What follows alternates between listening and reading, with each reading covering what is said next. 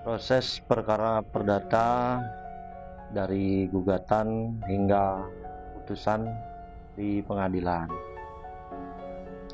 Jadi tidak seperti perkara pidana yang berurusan dengan pelanggaran hukum dan sanksi pidana. Perkara perdata lebih fokus pada sengketa hak dan kewajiban antara pihak yang bersengketa. Berikut adalah tahapan proses perdata dari awal hingga putusan. Jadi yang pertama itu ada pengajuan gugatan.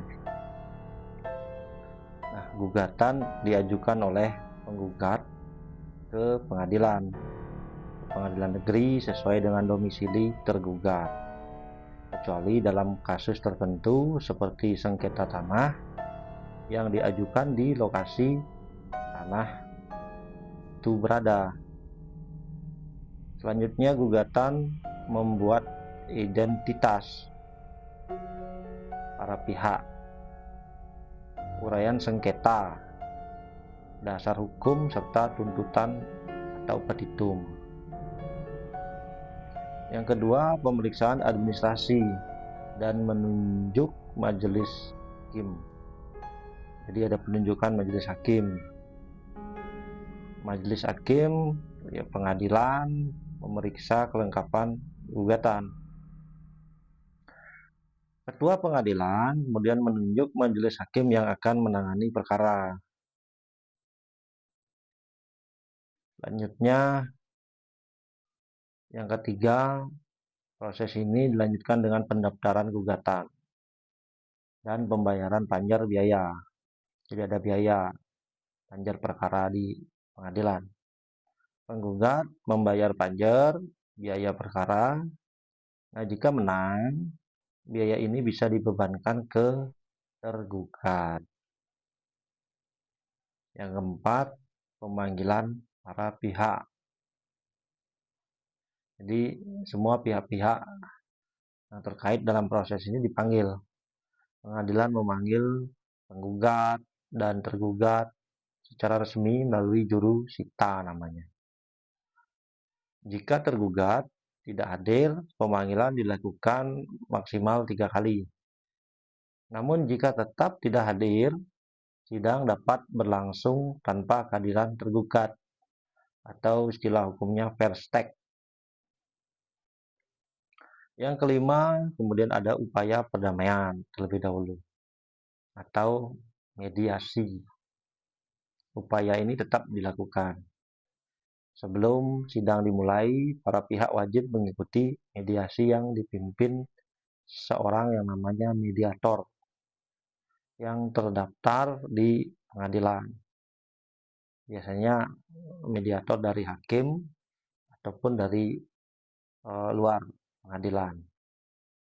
Jika mediasi berhasil, dibuat akte perdamaian yang berkekuatan hukum tetap. Namun jika gagal, sidang berlanjut.